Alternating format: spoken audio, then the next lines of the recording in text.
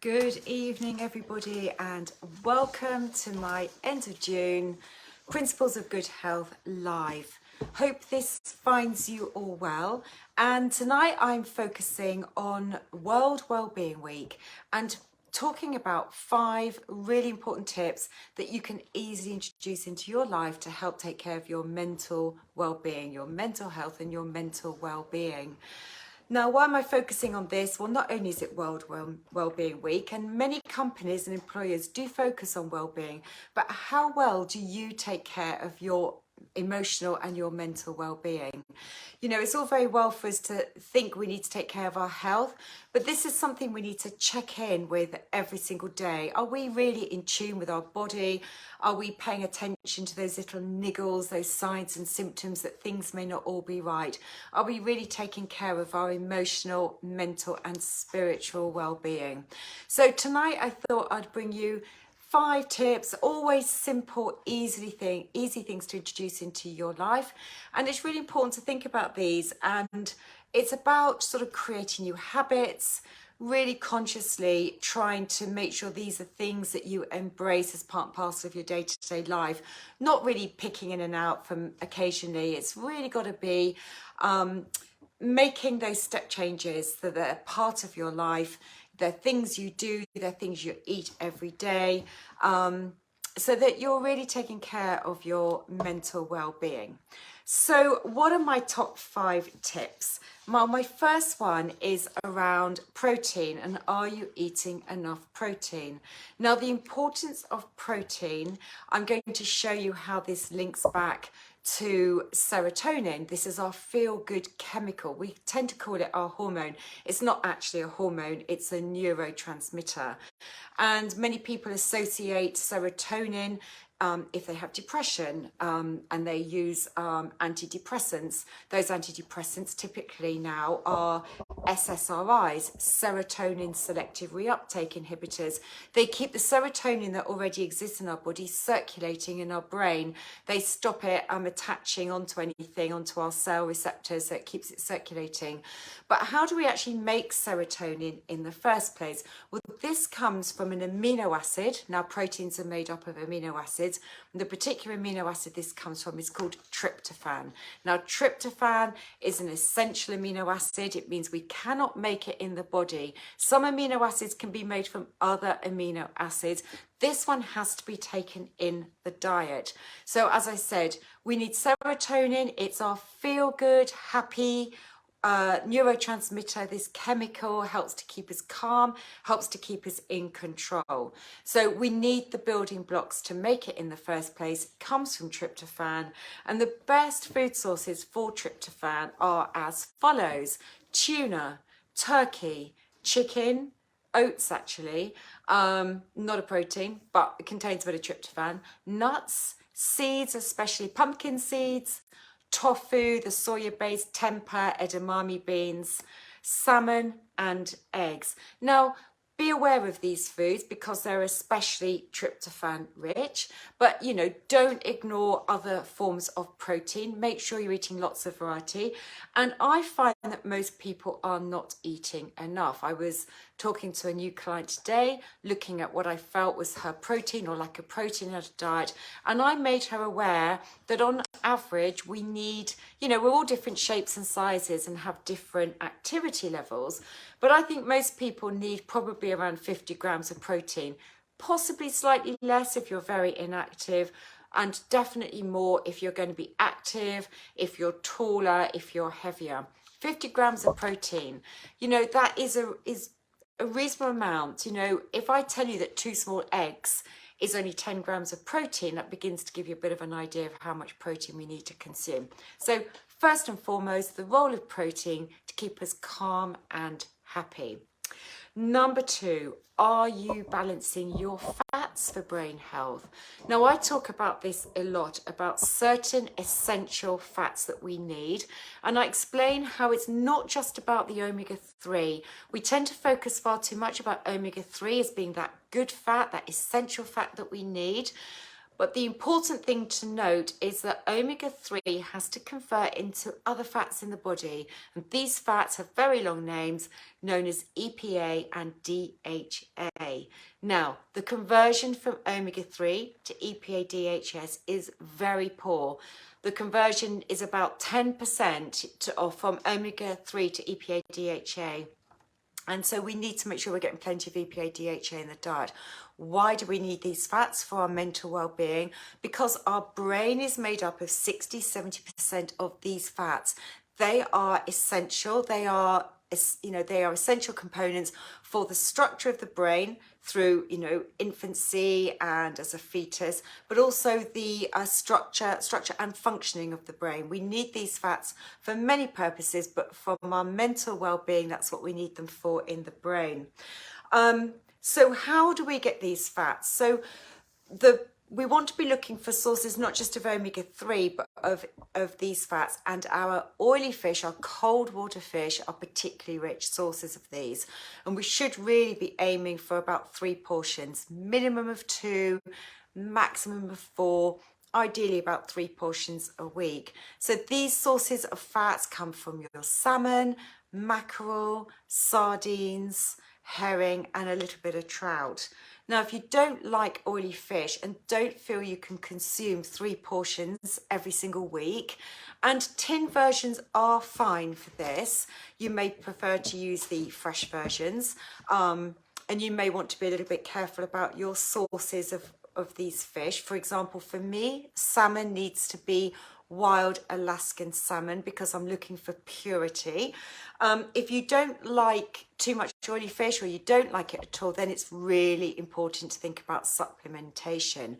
How much do you need? Again, it's not looking at the omega-3, you're looking at the EPA and DHA, and you need 750 to 1,000 milligrams of these fats each day, because they have many roles in the body, but particularly for today, talking about your mental and emotional well-being and your brain health. You want to check that the fish oils that you choose to buy are screened for heavy metals like mercury, cadmium, arsenic, lead, and also things like PCBs. Our seas are polluted today. That's why I say for salmon, I look for wild Alaskan salmon. I don't like farm salmon either. Wild Alaskan salmon is the only one I will eat. And when I look and choose my fish oil as a supplement, I know the ones I'm choosing have been screened to make sure that it doesn't contain these heavy metals.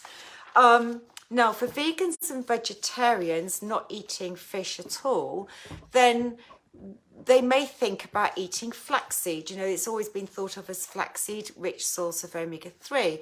Chia seeds, walnuts. But like I said about the conversion of omega-3 to these fats is very poor, that is the case for these too. And whilst vegans and vegetarians won't eat, certainly won't have fish oil as a supplement, the good news now is you can get algae-based supplements that contain reasonably good levels of these fats. You won't get up to 750, 1,000 milligrams, but new supplements coming on the market do contain higher levels of EPA, DHA. My third one, are you a coffee lover? Now, caffeine intake is an irritant. It makes people irritable. It can affect your mood. It can also affect good quality sleep. We know caffeine is a stimulant.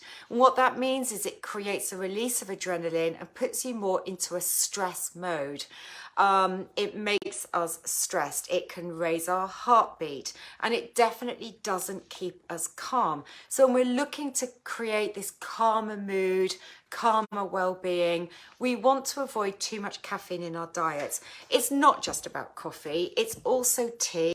Tea contains just as much caffeine as coffee. We also need to watch our colas, our Cokes, Diet Coke or full sugary Coke. It doesn't really make much difference. And also green tea. We know that green tea has lots of antioxidant properties, but it's also quite high in caffeine. Not as high as coffee, but it's still got reasonable amounts of caffeine. So you do not want to be consuming green tea all day long. People tend to put green tea in the same category as herbal teas, and I don't for that reason. It is a stimulant, and so you've got to be careful. So do look at other alternatives for your herbal teas, drinking plenty of water. Think about flavouring your water. We should be consuming about 2 litres of fluid a day. We need to stay hydrated. People who are more hydrated notice a difference in their mental alertness, their concentration levels, their energy levels, feeling more vitalized. So you want to stay hydrated, and you're not going to get that through just consuming tea and coffee. We need more water, more hydrating fluids, more herbal teas, and less of the caffeine. So think about flavouring your water. Some people don't like water. My mum is one of those people. She won't drink much water. You know, what is quite a nice idea is to think about flavouring water, having a jug on the go. If you like water cold, keeping it in the fridge, flavour it with lemon, orange, mint, cucumber. There's lots of things we can do to try and encourage us to drink more of it. Fourth one on my list is creating a sleep routine. Have you heard the talk these days about sleep hygiene? It tends to be a bit of a catchphrase going around these days, and it involves lots of things. It's all about trying to create new habits around sleep. If you struggle to fall asleep and you struggle to stay asleep, we need to start thinking about sleep hygiene and sleep routines. The first thing is to think about going to sleep at the same time and trying to wake up at the same time. When we're busy working, there's a tendency to go to bed earlier during the week because we're waking up earlier at weekends. But the research shows us that the best thing we can do is to try and keep it fairly consistent 7 days a week without varying it too much. That really helps the body's natural circadian rhythms if we can do that. So we don't want to be staying up too late.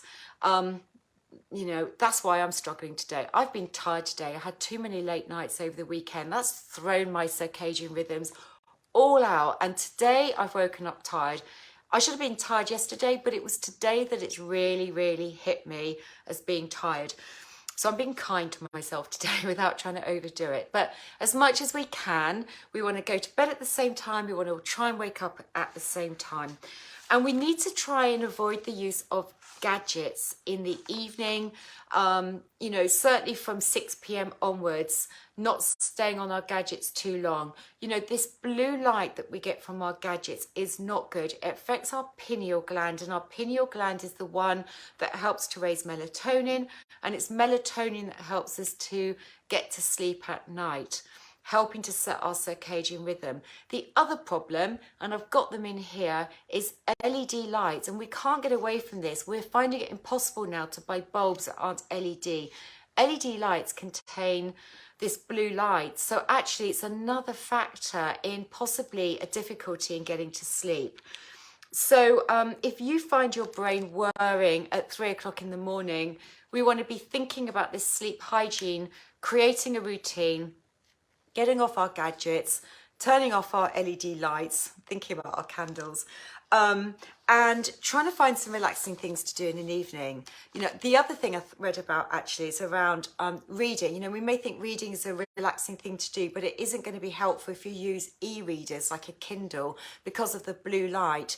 Researchers have found that reading before bedtime, comparing those using like a Kindle type gadget compared to reading from a book, can delay sleep by 10 minutes going to sleep, and actually can result in increased tiredness the next day. So it's just one of the signs of how LED and blue light can affect our sleep.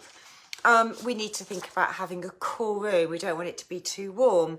We may want to use something like a fan. White noise is supposed to be very, very helpful, this sort of background hum, and white noise can be really helpful in helping us sleep. It's associated with babies as well, linked to the womb and babies when they're born. You know, that's why I think the car engine or washing machines and things like that, babies can sleep through it. So like a fan going, that may help to keep you cool, and that fan noise can be, this gentle white noise can be very, very helpful. So anything you can do for a calming routine in the evening, reading, a relaxing bath, gentle music, maybe some gentle stretching, gentle yoga, nothing too stimulating, are all good things to look to practice. And my fifth point to mention is, how could I not say it, but looking after your gut health. Yes, yet again, everything's back to gut, comes back to gut health. We know there is this direct link between the gut and the brain, whether we call it the gut-brain axis, whether we talk about the second brain in the gut. It's actually to do with the enteric nervous system, this nervous system that links the gut and the brain, and this two-way flow of communication. And it's why we talk about butterflies in the stomach, that we feel if we're nervous before exams or before giving a presentation.